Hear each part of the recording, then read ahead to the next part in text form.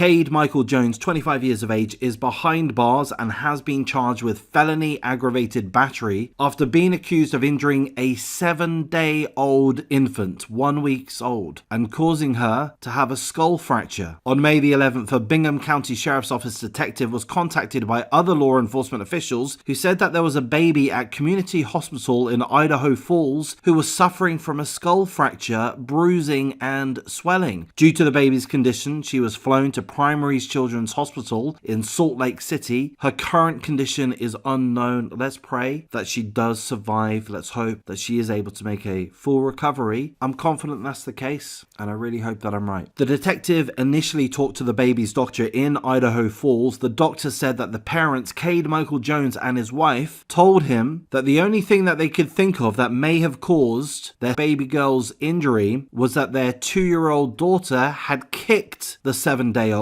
in the head when she was getting off the couch. So there we go. The suspect, or perhaps even the suspects, didn't do anything wrong according to themselves. It wasn't their fault. It was their 2-year-old daughter's fault. That's why their 7-day-old baby girl has a skull fracture, bruising and swelling, not because of Cade Michael Jones, the father, but because of the 2-year-old daughter. That's this scumbag's initial excuse. Of course, he hasn't been found guilty at this point, but, I'm expressing my opinion in the matter. Court documents indicate that the doctor was not convinced that a 2-year-old kicking her head would have caused this injury. And I'm going to say I defer to the doctors. I think they know what they're doing. They have good methods, good reason to come to their conclusion. So the doctors were not convinced of the father's bogus story. When the detective arrived at the hospital, he spoke with the parents, who reiterated the same story. Oh, it was the 2-year-old daughter's fault, not our fault. The detective noticed that the baby also had a larger swollen area on the right side of the skull above the ear. So the detective identified more than one injury. That confuses me a little bit. I mean, why is the detective identifying injuries that the doctor hasn't identified? That part doesn't quite make sense to me. But in any case, the father had said that he had noticed the swollen area a few days before, but the parents waited to take the baby to the doctor until a scheduled regular checkup. Oh, my 7-year-old baby daughter was kicked in the head by the 2-year-old daughter. She has swelling and bruising of the head, but let's not take her to the hospital. Let's wait a few days. I mean, even if that is true, surely that would be neglect. And by the way, it's not true in my opinion. But seemingly, let's say somewhat thankfully, the parents, Cade Michael Jones and his wife, did take the 7-day-old girl to the doctors, and the doctors ultimately contacted authorities, the police, immediately. The father was later interviewed again, at which point he admitted to laying the baby on the floor to change her diaper while she was crying. The father told detectives that it was possibly a sensory overload and that he slapped her on the side of the head with his right hand. That is a grown adult, a 25-year-old man. We're not told his height or his weight. We've got one picture, but it's regardless a 25-year-old physically able man striking a 7-day-old baby. Not exactly a fair fight, is it? The father said that he hit the baby harder than he wanted to. So he's saying that he hit his girl hard, if not very hard. He's trying to cover his rear end by saying it was only a second of anger due to sensory overload. Perhaps he was stressed. We've heard that before. Perhaps he was tired. We've heard that before. These are not good reasons. Any sane person can tell you that. The father said that he finished changing the baby's diaper. The baby was still crying, but he didn't see any bruising. Perhaps he didn't want to see any bruising. Perhaps he just wanted it all to go away. He didn't want to face any consequences for his actions. He strikes his 7-day-old baby girl hard in accordance with his own belated admission. He doesn't want to identify any harm. He just wants the whole thing to go away. Oh, that happened, but it was only a second of anger. I was suffering a sensory overload. No harm, no foul is what he was hoping for, but unfortunately, that strike, or perhaps another strike, seemingly has led to the 7-day-old baby girl having a skull fracture, bruising and swelling. Again, we're not told of the baby girl's current condition, but let's hope and pray that she is okay, that she's not going to suffer any brain damage, any life-sustaining damage. Let's hope that is the case. I'm hopeful that it is. My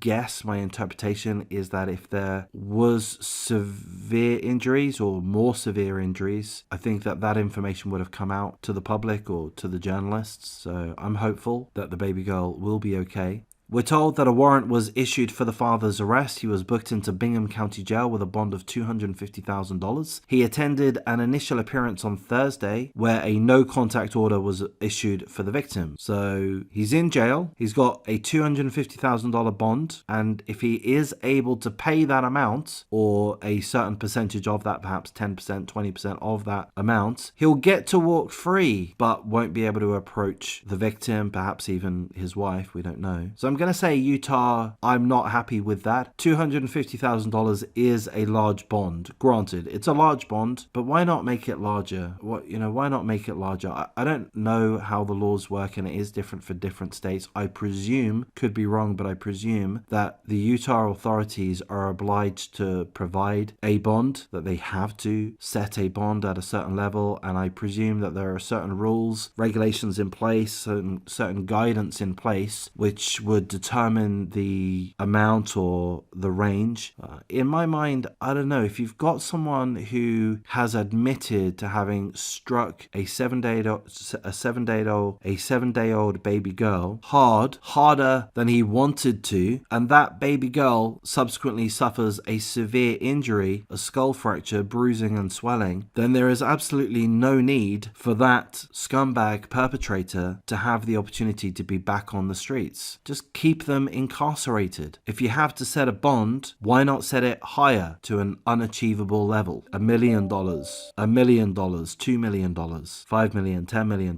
But, I just don't see the reasoning in enabling those that have access to money to be able to walk free, even though they've admitted to these terrible, terrible crimes. We're told that the father could face up to 15 years in prison and a $50,000 fine if convicted. And I would say that he has to be convicted. He's pled guilty. He said that he hit his 7-day-old baby girl, so he has to be found guilty in my estimation. I'm not a lawyer, I'm guessing. Can't see it being any other way, frankly. And at which point, why should he get any less than 15 years in prison? Okay, 15 years in prison is a long time, but this guy seemingly nearly killed his 7-day-old baby girl. What kind of sane person strikes, hits, slaps a child, an infant, a newborn? I mean, the answer has to be no sane person. So why would you want an insane person that is willing and able to inflict severe harm, enact severe violence on a newborn baby? Why would you want them to walk the streets at any point? Lock them up. That's all the information that I could find within the article. There is a link to the article on the flyer. You kind of have to type it in, but it is there. There's a no contact order, so I presume, could be wrong, but I presume that the father is now separated from the wife. I hope that is the case. The wife hopefully realizes that she needs to have absolutely nothing to do with this scumbag whatsoever, that she needs to start acting like a mother bear. I'm tempted to blame the mother a little bit. We don't know the full details. If she had any inkling of his guilt or his potential violent tendencies, then she should have acted sooner. Perhaps she had no such inkling. Perhaps this is the first violent act that he's committed. I mean, I doubt it, but what do I know? I'm going to wrap things up at this point. If you've listened all the way to this point, you're an absolute star. If you appreciate the coverage, please do like, comment, subscribe, share the video as you see fit. Consider joining my memberships. I'm still on the hunt for 2,000 members. I've only got 2,000 more to go, but I will get there. Don't worry about that. So I'm going to thank you for your time. Take care.